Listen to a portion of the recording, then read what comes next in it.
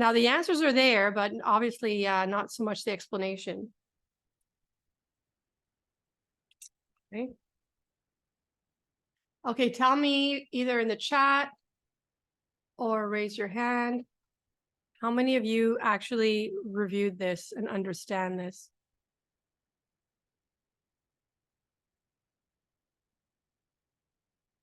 How many people have reviewed it and understand it? So I can assess the value of taking your time up to do this. Nobody? Julian, you didn't look at this? I haven't looked at it. I'm looking at it right now. You never did it? Even when you studied for the first test? Probably. That being said, I think we all know how to do like the annuity because we have the formulas and whatever. But yeah, but to understand it, what we're doing here. Okay, thank you for your input. all right, that's my input. That's my input. Thank you. All right, so let me get I'll get it on my iPad.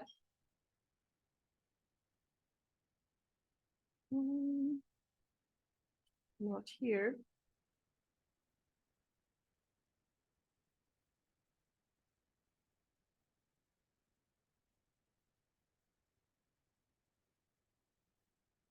Okay, I got it here.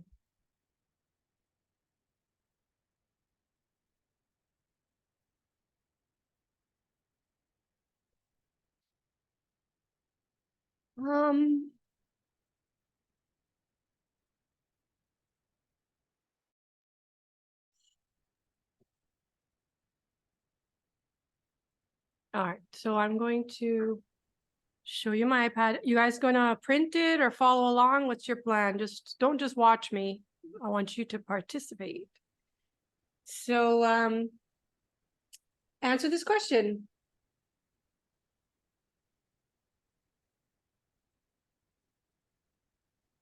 Answer this question. Suppose the nominal discount rate is 8% and the expected inflation rate is 2%. Determine the value of a 6-payment annuity of $1,000 in real cash flow per year. So try that. I have to get my water. Where's my water? Here.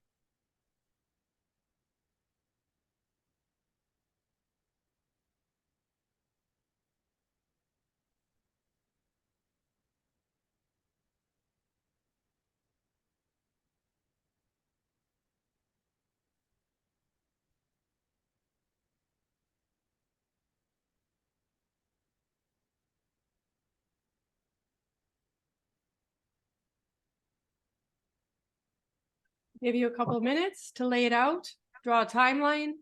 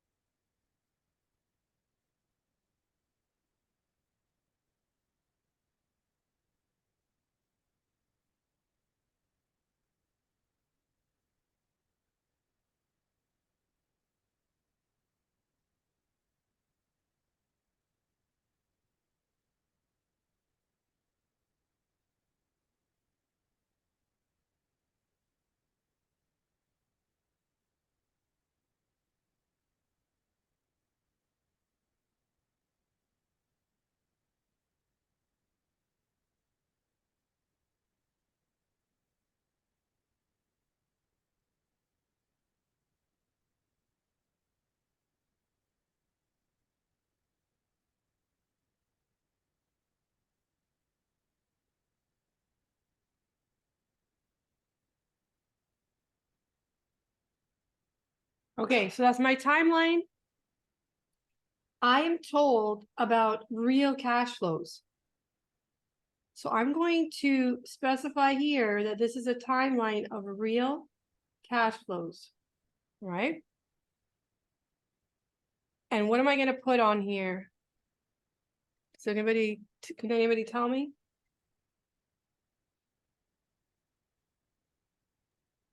In the zero? What do I put on the zero?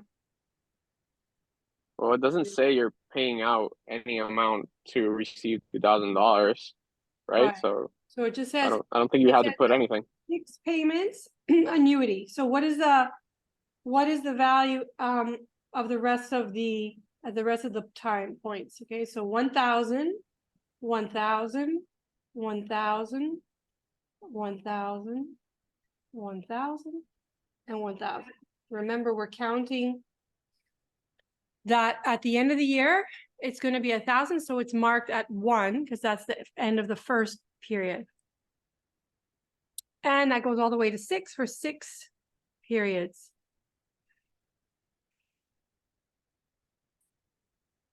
All right. So what does it mean, real cash flows? Let's talk about that. So if somebody told you you're going to receive $1,000 in real cash flow per year, and you draw this, what does it mean effectively? What does it mean to you? What's the value of that?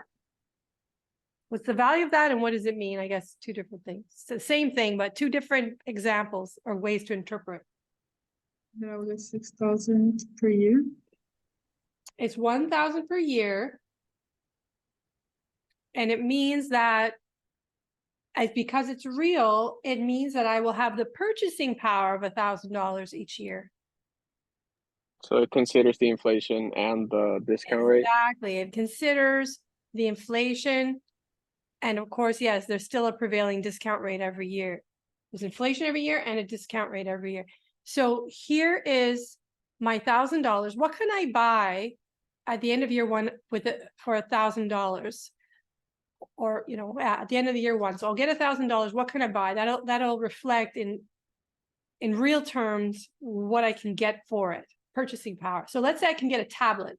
I can get a Apple tablet and like an iPad at the end of the first year. So this would be like every year being able to get a brand new iPad, because obviously the price goes up a little bit slightly every year. In this world, in this story, the inflation is actually 2%. So it goes up slightly every year. But this is guaranteeing that I can have a tablet, a tablet, a tablet, a tablet, a tablet, because it's compensating me for the inflation.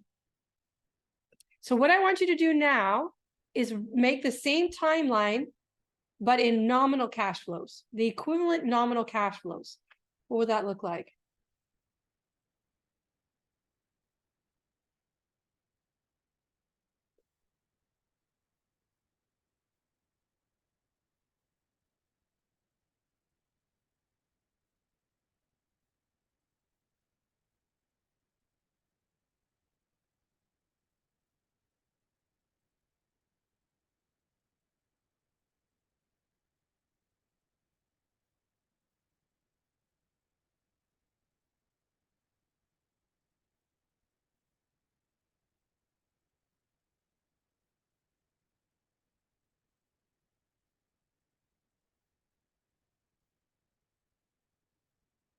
What will that look like?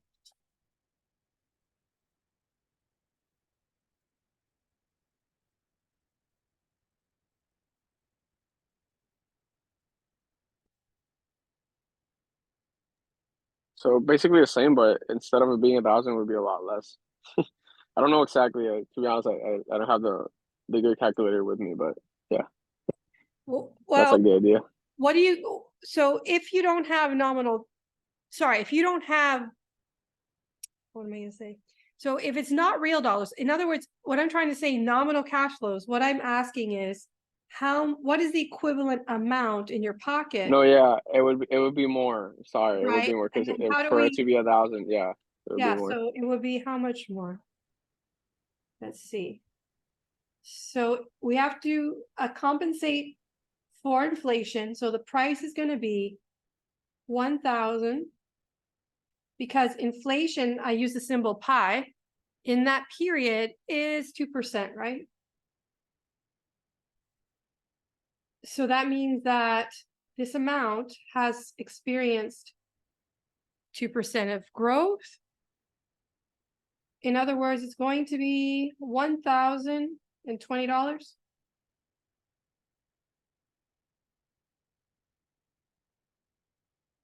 The next one, what would the next one be?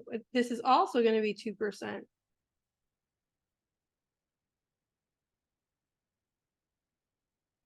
But it's experienced 2 periods of inflation. So how much is that? 1,040. Right, you did the math, right? Yeah, 0.4. Okay, so 1,040. Are there any decimals there? No, right? No. Yes. I got 0.4, 1040.4. 0.4. Like that? Yes. Okay. So even though I put these values down, just so you understand, I'm gonna stick with the pattern. It's easier for me to work with. So I'm gonna stick with the pattern. And then this one. And what do you notice?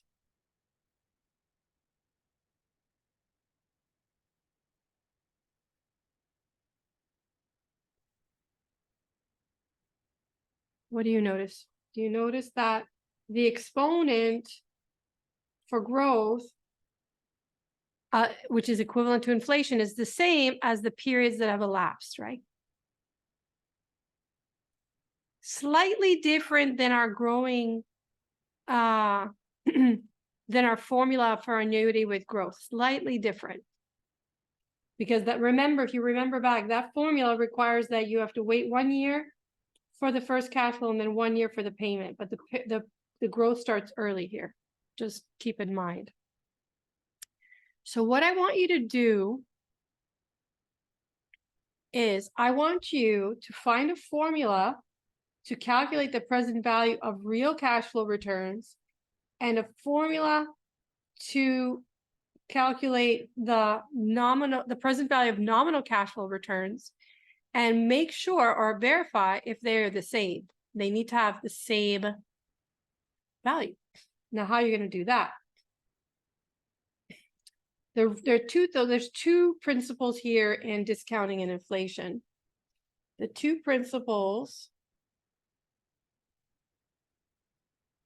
are, what we just did was converting at any given time nominal cash flows from real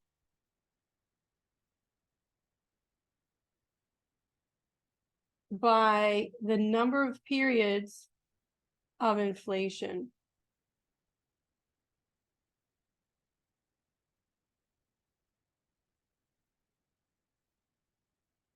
So that's the first formula you need for your formula sheet. If you guys have been using it, I don't know. Okay, and this also appeared in capital budgeting. This came up.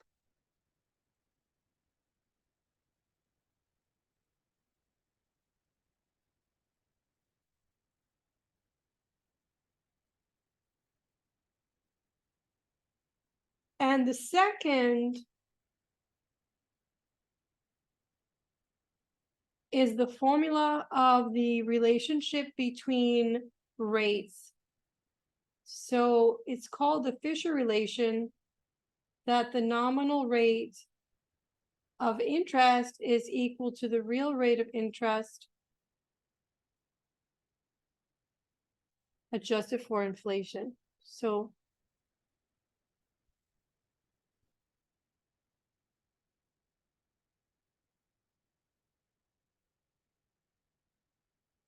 that's the second thing you need.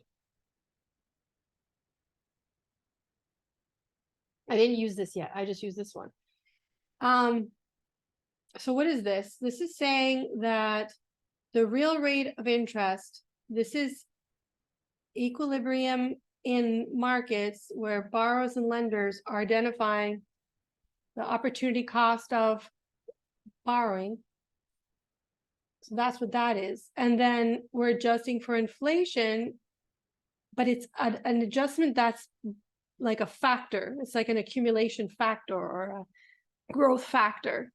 It's not what you may have or may not have learned in economics, that the nominal rate of inflation is just taking the real rate plus inflation to get the nominal rate of interest is just the real rate plus inflation. This is only an approximation.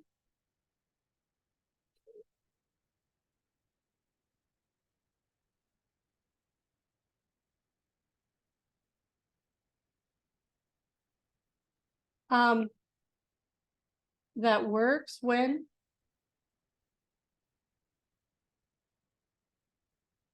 inflation is less than 1% or close to.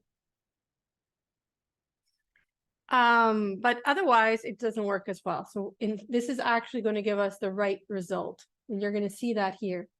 So you have two formula and you have one rule. The rule is to calculate the present value of real cash flows, you have to use the real rate of interest or discount.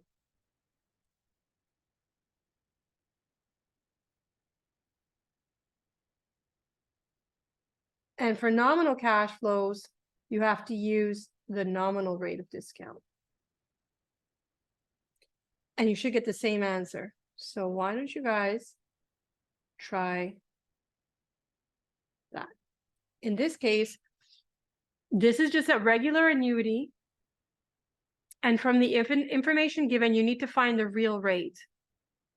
And then you will get the present value of those real cash flows. In this case, this is kind of like a growing annuity, right? Except there's just the first term, the growth already happened. So the first term you have to use this one, and then otherwise you can use the growing annuity formula.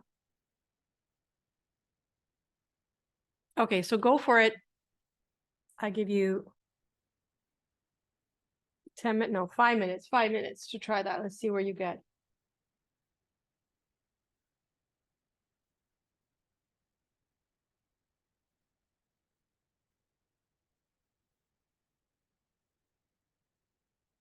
I'm going to take this problem to another page so I have more room.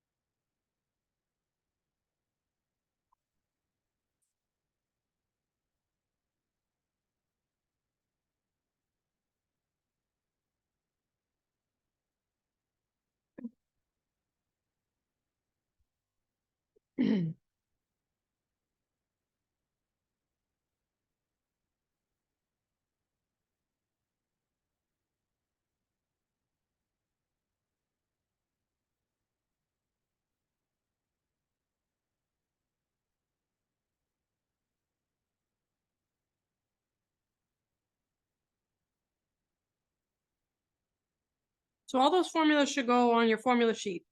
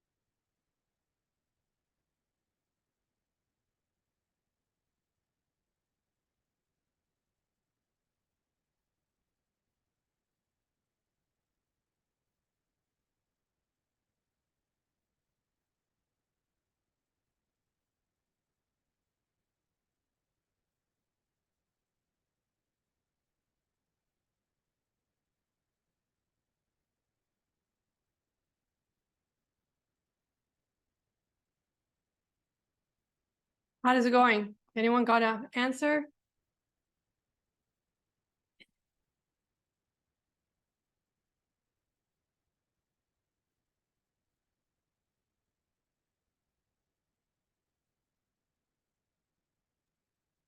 I got the same answer for both. Good. Who did it? Javier, Yeah, very good. So that's what you should get. What did you get? I got 4,935.55. Very good. So for real,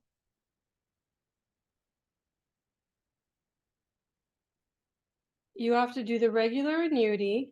So it's going to be 1,000 over the real rate. 1 minus 1 over 1 plus RR to the power 6. To find RR, to find RR, you got to use this formula, 1 plus Rn equals 1 plus RR, 1 plus pi. And what you have to do is basically deflate the nominal rate to find the real rate. So that means you're going to have to take the nominal rate that was given as 8.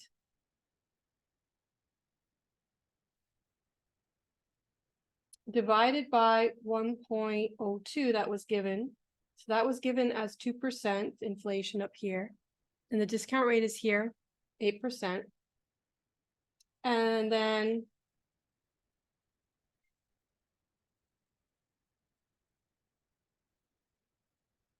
you got the real rate. So what do you get with the real rate?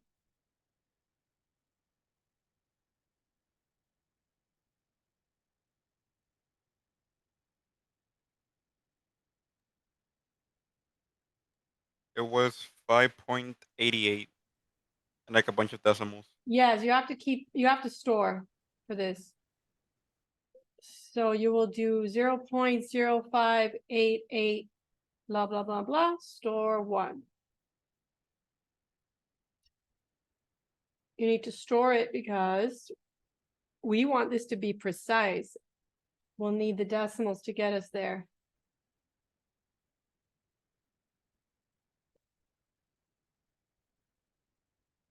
All right, so let me do it. I have my calculator here.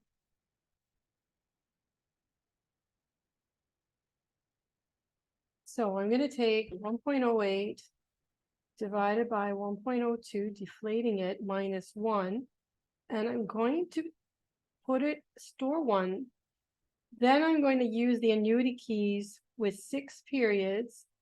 And I'm going to recall the value I stored, but I need to multiply it by 100 before I put it into the interest. Then I'm going to put 1,000 for the payment. It's a real payment, so it's $1,000 and nothing in FB. And I'm going to ask to compute PV, and there it is. It's a negative, remember, because I treated the payment as though I was receiving it. So this is what it's worth. This is what I would have to pay for it. 4,935.55. How's it going? Can you guys replicate that okay?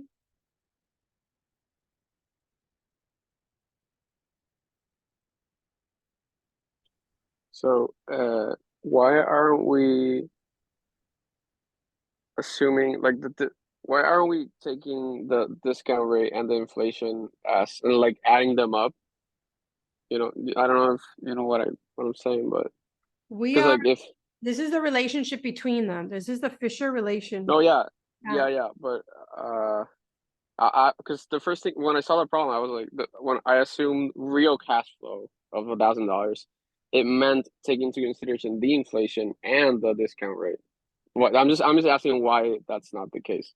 Why is it only the inflation?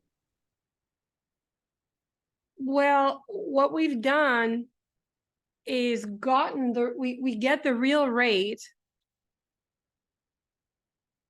to use it with the real cash flows. We can't use the nominal cash flows with real dollars. It's just not going to make, it's not going to make sense. So I guess I'm kind of missing you here on your question. So what were you doing? You were just using the nominal rate?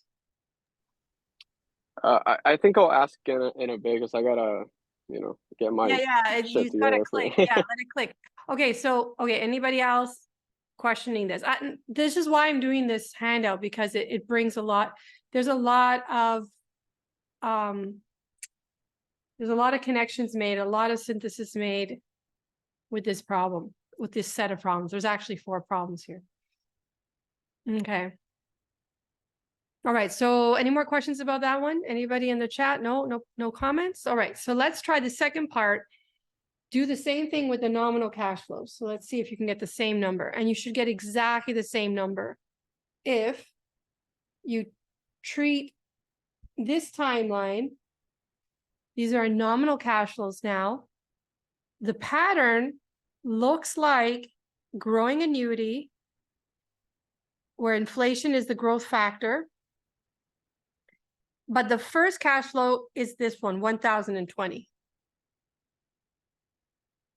That's how you force it to fit into the pattern of growing annuity. Because then the next one and the subsequent ones are all, so actually maybe this is what I'll do is I'll write it like this. You can see that better. So this is like,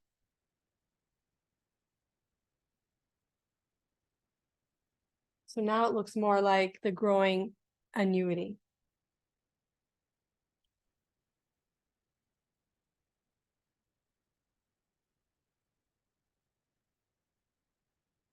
So that one is 1. Sorry, that's the first cash flow.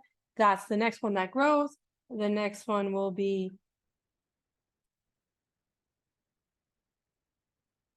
like that.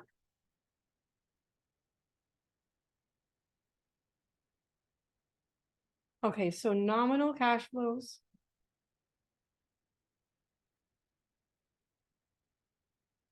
So I have to use now, because the pattern of the nominal cash flows is growing annuity, I got to use the growing annuity formula, which takes the first cash flow, and I can put 1,020 in there. And using the nominal rate, which I was given as 8%, so I'll just put it right in there. And then growth, oh, no, I have to do minus, right? I forgot that part. Oops. It's I minus G. So it's 0.08 minus the rate of growth, which is 2%. And then 1 plus G on the top, 1.02, and then 1 plus I on the bottom. And then to the 6. And that one you have to punch in your calculator, and you should get the exact same answer. Where you can enter this as 006.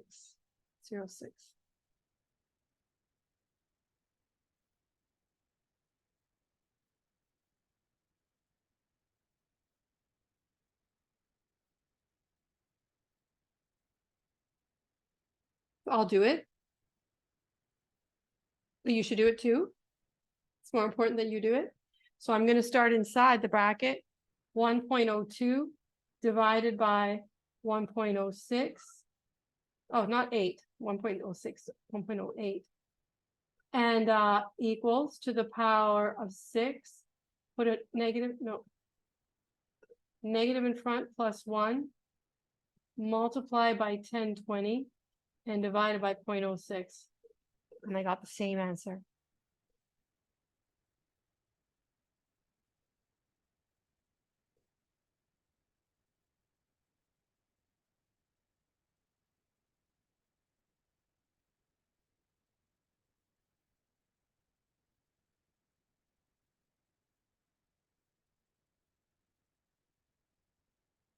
Anyone want to see it again?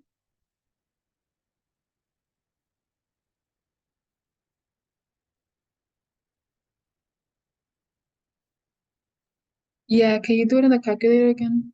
Yeah. So 1.02 divide by 1.08 equals, so that is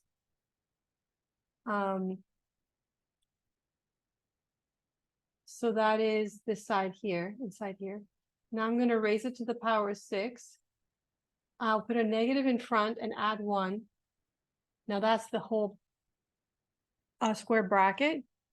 Then I'm gonna multiply by 1020 and divide by 0.06. There you go. So the first time I saw that, I thought that was really cool. I know I did it right because I got the same answer in both. So in both cases,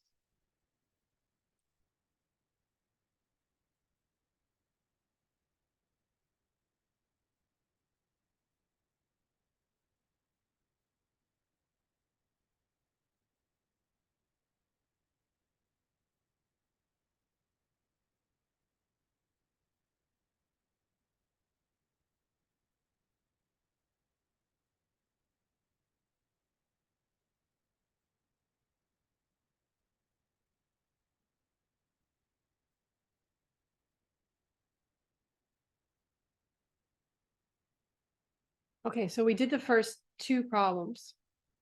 That's number one. Are you ready for the second part?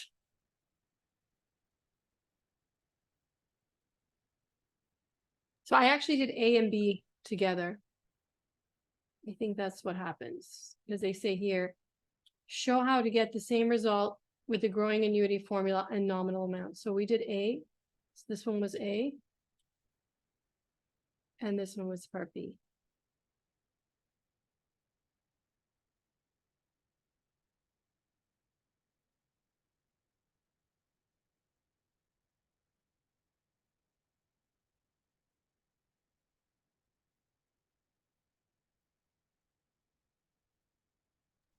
But isn't when it's asking for real amounts, isn't it asking for oh wait, so the real amount would be the 1020 and then the 1040.41 and then 1061 whatever, Exactly, right? because they got adjusted for inflation. Yeah, that's actually in So your those pocket. so would those be the real amounts? Well, they're the actual amounts, but these are the real amounts. Technically, these are called the actual cash flows. These are the actual, this is what you're actually spending for the tablet across. Okay, the- yeah, but in terms of what the problem is asking, what in terms Oh, in of this real in part amounts B. So it says regular in part annuity A, with real amounts, A. yeah. And then the second part says growing annuity with nominal amounts. Okay, yes, I understand. What I'm asking is, what would be the? Oh no, wait. Okay, wait. Now I get it. Okay, I'll shut up. Okay. No, it's okay. I'm sure other people are asking similar questions. Okay, is there anything I have to repeat here? This was the easy one. The next one is the the confusing one. But if you get this, it makes the second one easier.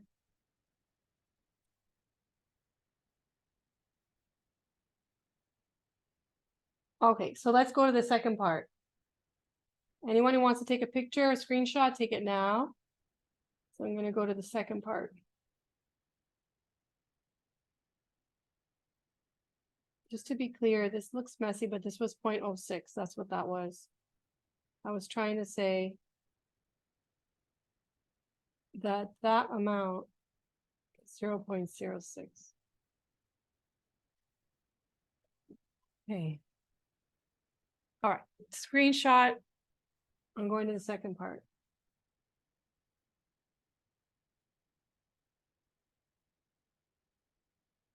So you will see problems like this in the reviews for the last test as well, or similar type questions. Okay, so what do we do next if we do it the other way around? What if I give you first nominal amounts and ask you to find the present value, and then I ask you to do it for the real amounts? So the nominal amounts are actually $500 cash flows for 5 years. Okay, so first draw the timeline and let's look at it. Keep in mind, all the rates we work with are nominal. Unless I tell you that something is real, you assume it's nominal. Okay, so that's what people work with in real life, in actual life. if you want to work with real rates or real cash flows, then someone has to specify it, okay? And they have to tell you a base year, what they want it all to be equivalent to, or it doesn't work. So I'm gonna do this for 5 periods.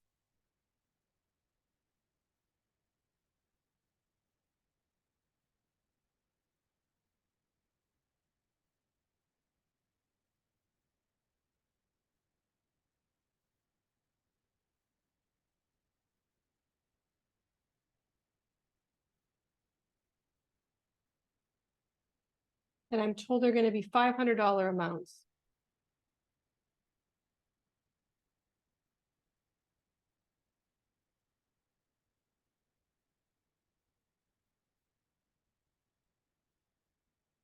So the expected real discount rate is 5%. So this is the real rate. This is inflation of 1%. And so to do this, how will I calculate the present value? I need the nominal rate. How do I get the nominal rate? 1 plus the nominal rate is a factor equal to the real rate adjusted for inflation. So I put all that in here, 1.05 that was given times 1.01. And then I have to minus 1 to get the nominal. So it's rates, right? We're doing growth factors, compounding, and then taking off that principal for every dollar concept. This is a return. And what do you get? So I'm going to put a note that 6.05%. nominal cash flows here. Sorry, say it again, 0 point? 0.05 or 0.0605.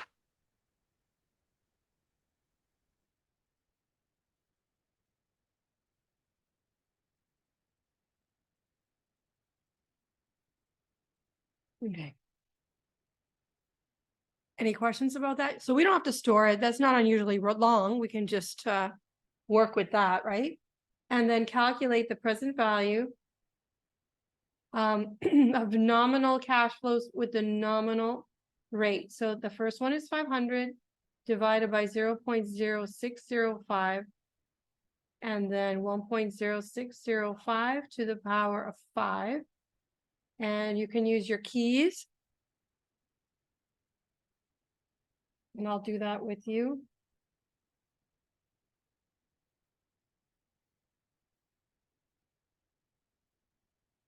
We're going to do 5 periods of 6.05.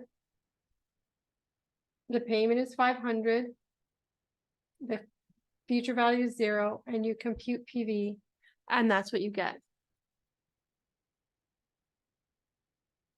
$2,103.32.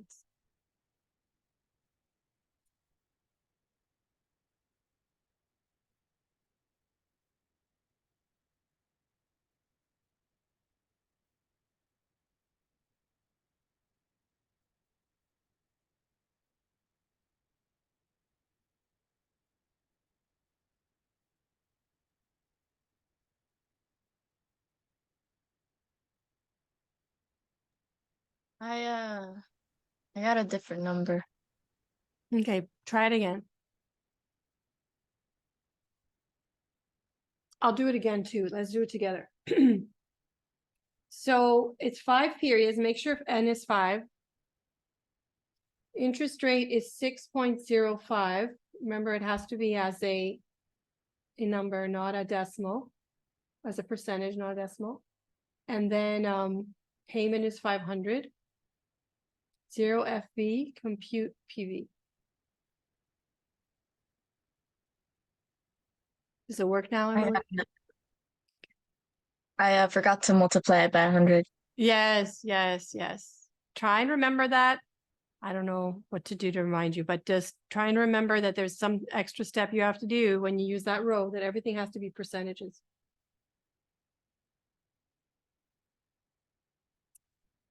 And okay, so that was easy, I think.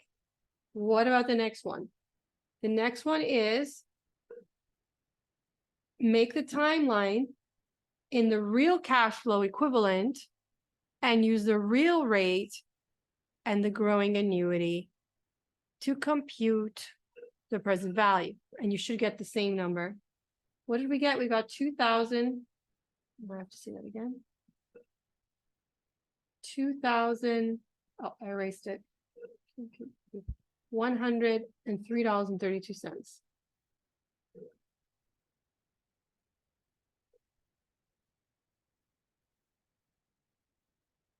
So let's talk about this before we continue with the calculations. What's happening here?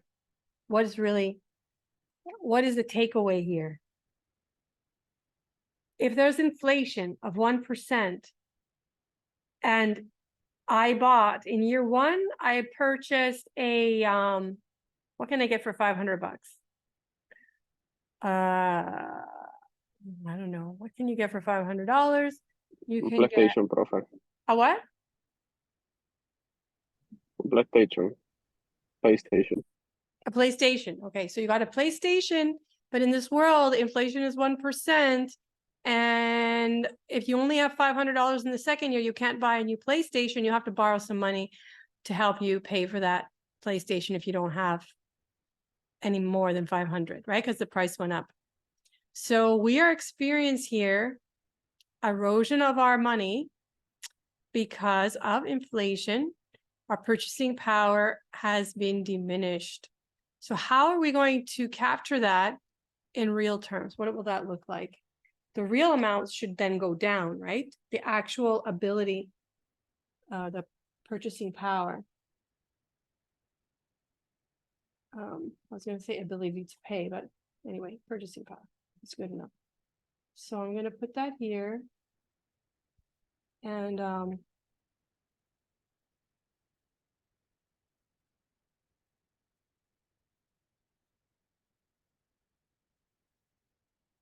0, 1, 2, 3, 4, 5. And this is going to be the timeline in real cash flows.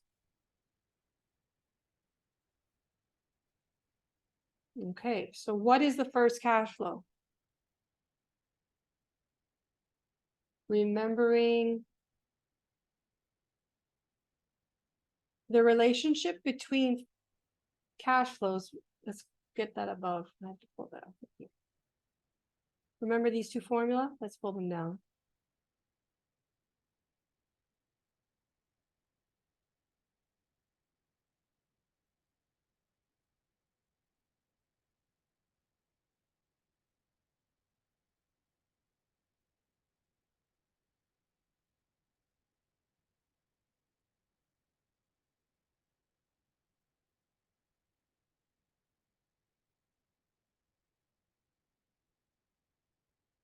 Ah, that's so crazy. Let's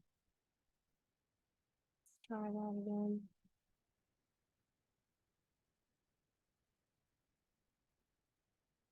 Nope, didn't work. Okay, I'm just gonna write it because I can't transfer it easy enough. All right, so what is the relationship? It is that nominal cash flows at any point in time are adjusted real cash flows adjusted for inflation for the number of periods that have transpired. So I want to get the real cash flows from the nominal. It means I have to deflate these cash flows. So we write it as CR. Sorry, I did my subscript's wrong here. It's going to be CT. I think I had them with the, anyway, whatever, it's still the same thing. So this is CR.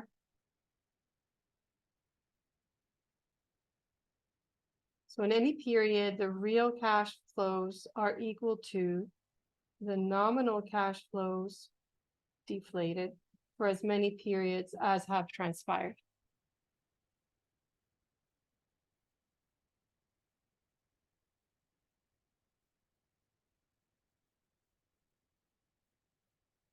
So it means that there's been an erosion here, so you have to account for that. So $500 is not really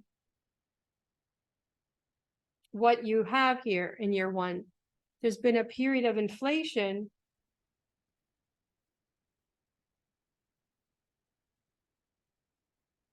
of 1%.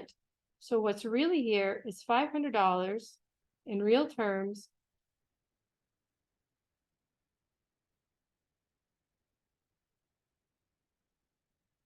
divided by or deflated 1.01. So what is it really?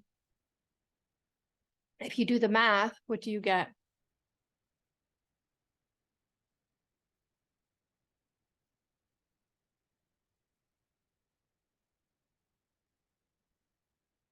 It's not 500 anymore, it's 400 and something.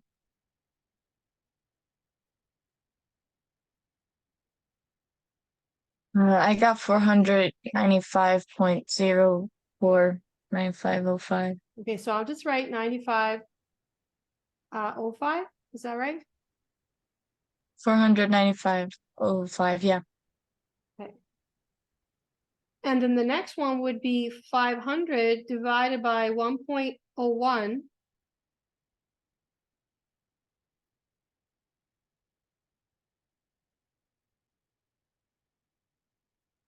For 2 periods of inflation.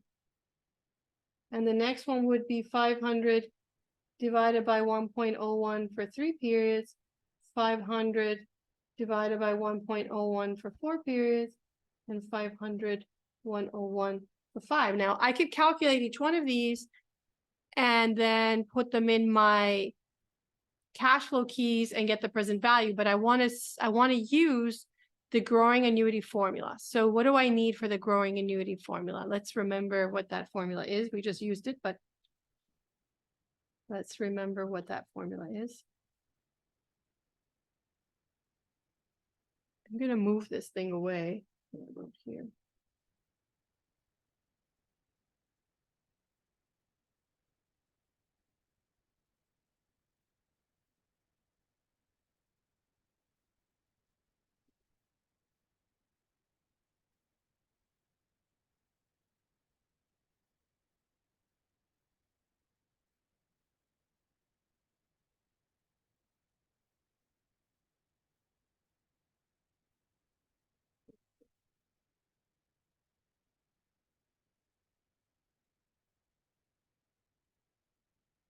So the growing annuity formula says that I need C1, I minus G, 1 over 1 plus G over 1 plus I to the power of T. Remember, that's the formula. So let's adjust it for this problem. C1 could be 495.05, right? That would be C1. But then what is the G? Well, the I, these are real cash flows, so I have to use the real rate that was given to me as 5%. So this is going to be the real rate of 0.05. But what is the G? That is the whole question here.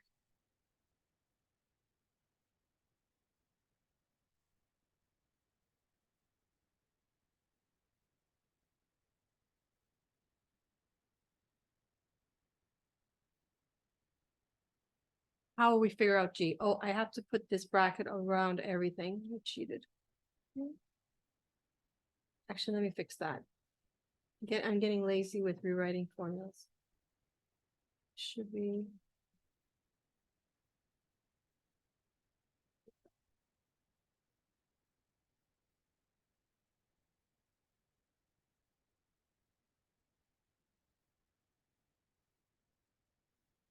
Any ideas what G is? Wasn't the G the 1%? What does it say here in the brackets, Leticia? Excuse me? What does it say here in the bracket?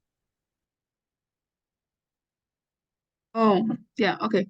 But you're It's not on the 1%. right, you're on the right track. It's something to do with the 1%, because that's down here. I'm using the 1% to divide. But it's not just negative 1%, like, because it's going down, but it's not negative 1%. So there's a relationship between the growth rate and inflation. But first of all, it's negative because they're going down. These amounts are getting smaller and smaller, right? Everyone agrees about that? Like if you calculate this one has gone down further. 500 over 1.01 squared. 490, 14, 15. Yeah. So that's going to be 490.15. It's going down, down, down. But it's not by -1, but it's close. It's very close. And some people would say, who cares? It's approximate, it's no big deal, but I want to get the exact value. I want to do this properly. So I don't know why this is down here. I lost this somehow. So what I'm going to do is I'm going to rewrite my timeline. I'm going to move this away. Move this over here. I'm going to remake my timeline to show you how we find G, and then you can just put the formula on your formula sheet. So in the first period, it's 500 divided by 1.01, but then the next period, it's 500 divided by 1.01, also divided by 1.01, right? That's the same thing. Does everybody agree? How's that? And the next one is 500 divided by 1.01, but also 1.01 squared. And then the next one, so let me make those smaller because they're looking really big.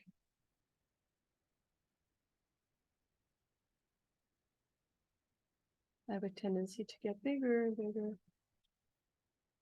Right. All right, that's that, and then it continues. And then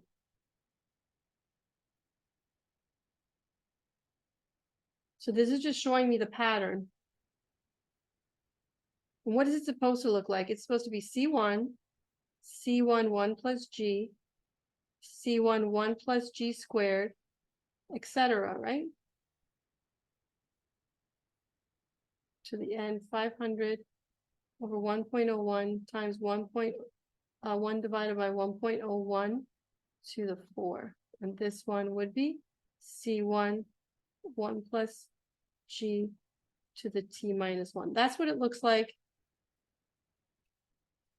That's the formula. That's the time. Those are the cash flows, future cash flows for the growing annuity formula.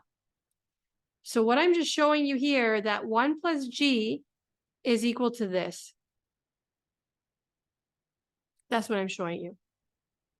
So this is the formula. 1 over 1 plus pi is equal to 1 plus G. And this is the third formula you can put on your formula sheet. So when you begin with nominal cash flows, you're going to experience, unless they've been adjusted for inflation or you're told that they're real, so they've been indexed for inflation, you're going to experience a loss in purchasing power at the rate of G, which you can calculate with this formula. So when I say there's 3 formulas, I said this one was number 1. That was the first one we talked about. This one was number 2.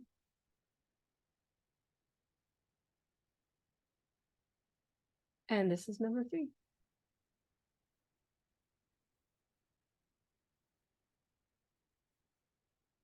So that's a very specific case when you start with nominal and you start with nominal cash flows and you want to know the erosion, the growth rate of erosion of purchasing power. So using that formula, solve for G, that you can use in the growing annuity formula. And then store it.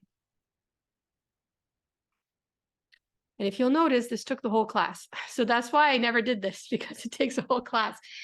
But I assumed it was in the videos. I did not find it in the videos.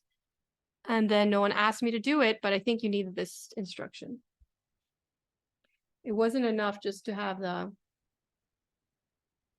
answers. You guys can tell me if I'm wrong. You can tell me if I'm right.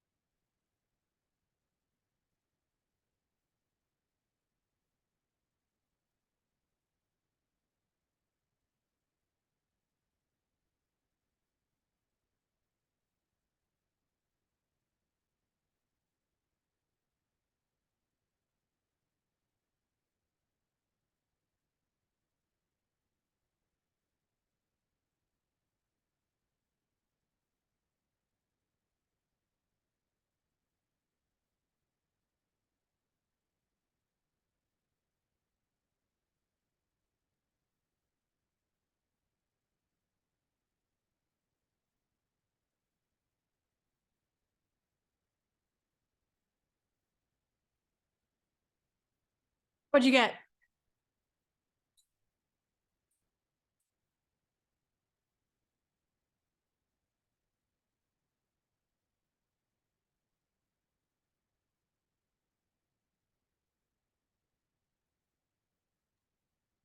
For growth? Hmm? You asking for growth? Mm-hmm. What's G? Negative 0.009. Exactly, 0.990 something, right? So store that value. So let me do it here for the others. So I'm gonna take 1/1.01 equals 1 plus G, or in other words, 1/1.01 minus 1. And I find G equal to negative 0.009900, something like that. Is that right? Yes. Yeah. Good.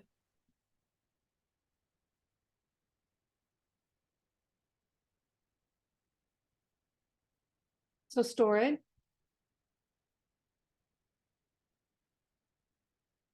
And then put it in here to find what you found over here.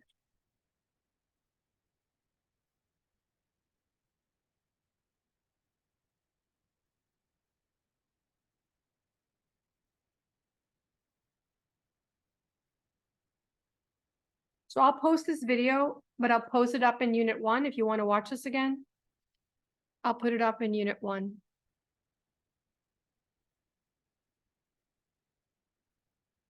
And ask me if you forget what I said.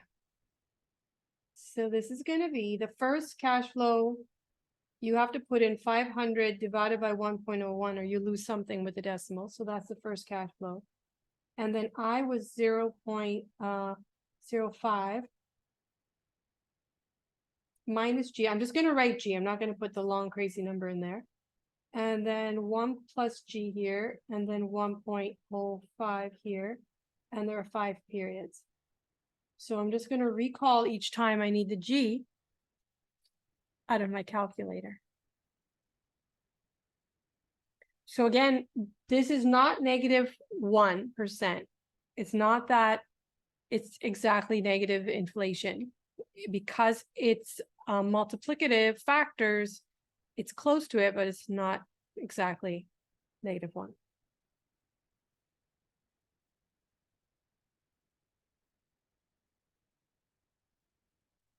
So I guess the next thing to do is put it in my calculator. So I'm going to take 1.01 minus 1 is G, and I'm going to store that. So I'm going to start inside the bracket here. I'm going to start here and divide, oh, I have to add 1 to it. And then divide by 1.05, raise it to the power 5, put a negative in front, add 1, multiply by, okay, this is a little crazy too. So 500 divided by 1.01, I can do that. And then divide by, make a bracket, 0.05 minus recall 1. Now that's going to be a plus in the end, but don't worry about the calculator will do it. So it's like 6%. And there you go. Worked.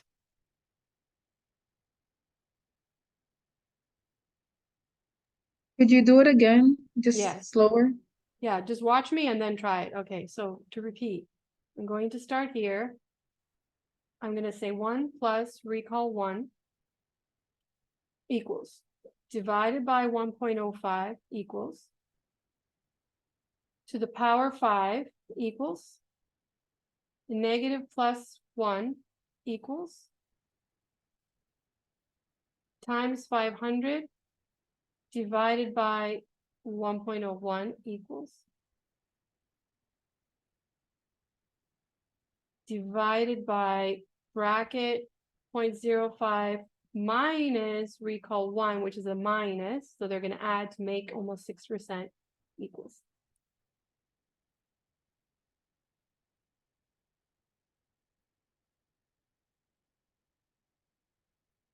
Okay, thank you.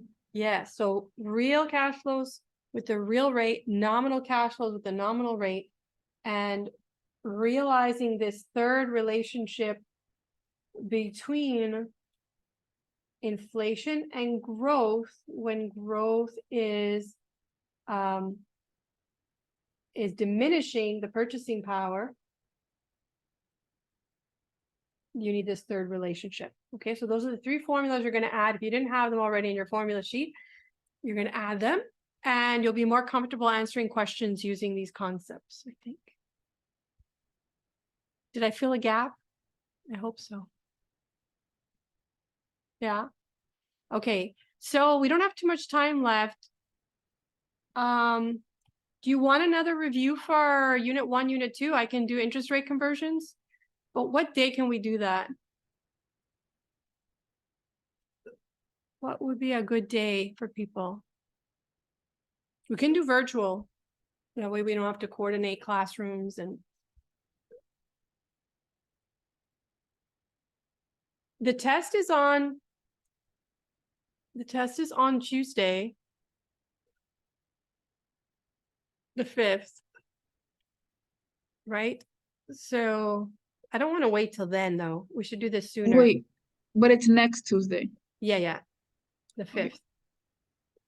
But anyway, you guys suggest, tell me what you think when we can get together. We can meet, we can do it, I can record it and post it for people who cannot make it. But what's a good time to solve problems? So couldn't it be like next Tuesday? Because next Tuesday is not the 5th. It's the 28th, I Yeah, think. it's the So 28th, but I gave you guys material already, so this would be extra. And I told you we're not gonna meet, so we'll be virtual. So maybe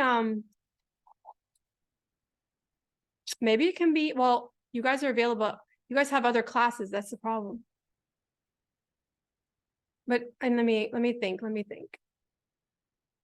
It's not gonna work at this hour. Oh, I guess you guys, I told you I would be there to give you your tests. But is that good? Is that really a good time, or should it be more like a Friday night? I want to destroy your Friday. Or like that we can do 2 hours and nobody's rushing to go anywhere. Is that even possible? Or you guys work on Fridays? It's so hard to find usual times. Because if we do it on Tuesday during the class time, virtually, people will be all over the place, no? I thought we could do it on Tuesday on class, on the period of the class. And then the videos we have to watch will like find a way we can do it, because I think we actually prefer to have you present, and the videos we can see them on when we have like extra time Yeah, because those throughout are the more, weekend or yeah. Well, Mhm. Adriana's speaking for everyone. I hope you guys you guys are good with what she's saying. No, it's okay. She feels confident that she represents you. It's fine with me. So, okay, so if we meet during the class time, so that means if I'm gonna be at school, I guess I can broadcast from school. And we can do interest rate conversions on Tuesday. How does that sound? And we'll broadcast from the classroom. On Well, Tu- would it be in person or virtual? Oh, you want to come to the classroom or you're going to be there anyway? Is that what you're saying? I just don't want people complaining that I gave them too much. So it has to be optional. But you guys can come to the classroom. I guess I'll broadcast from there because that's where I'll be. Does that sound good? And if you want to come, you can come there. If you don't want to come there and you want to meet virtual, you can meet virtual. If 3 people come, I'm going to be pissed. So guys, make sure you prioritize it. So what I'll do is I'll give you a set of problems that you don't have for unit 1 and unit 2, and we can work with solving new problems. Does that sound good? Okay. Yeah. So Friday, not Friday, Tuesday, 28th, instead of it being completely asyncronica, it's gonna be virtual slash in person. We It's have a to. voluntary, not mandatory meeting. Yeah, but I'll be there, but I'll be broadcasting virtual. Unless there's a tragedy and I can't do it. But usually I can set up my Ethernet so I can connect to the internet without a problem. But something happens and I can't do it. I can't promise anything. So it's you guys can come there, I'll be there, but I'll broadcast virtual as well. So you guys will get the recording and people can watch from a distance, but you probably should sit down and again, turn the camera on so you can focus on this and not be distracted by everything that distracts us at home or outside of the classroom. Okay, so And it's only gonna be like an hour and 20 long. yeah, why you want to be Okay. longer? No, I'm just asking just in case it is. Yeah, longer. it'll be in the time of the class. And then we'll talk about at that time, if you guys want some more time, what we're gonna do about it. But a lot of this stuff is in the videos. A lot is in the videos. I just recognize that this wasn't. Do you guys confirm for me that this was not in the videos? You never saw this example? Andreas, I think you saw most of them, right?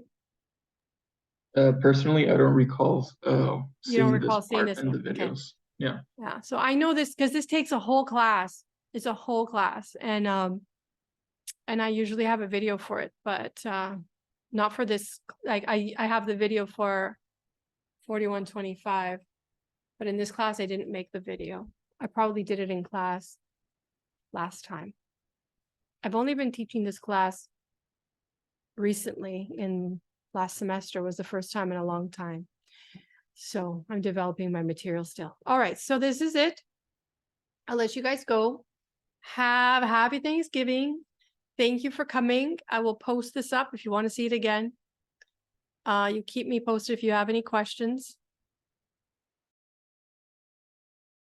And I'll see you next Tuesday, virtual or in class, but it's not mandatory, but you should be there. What can I say?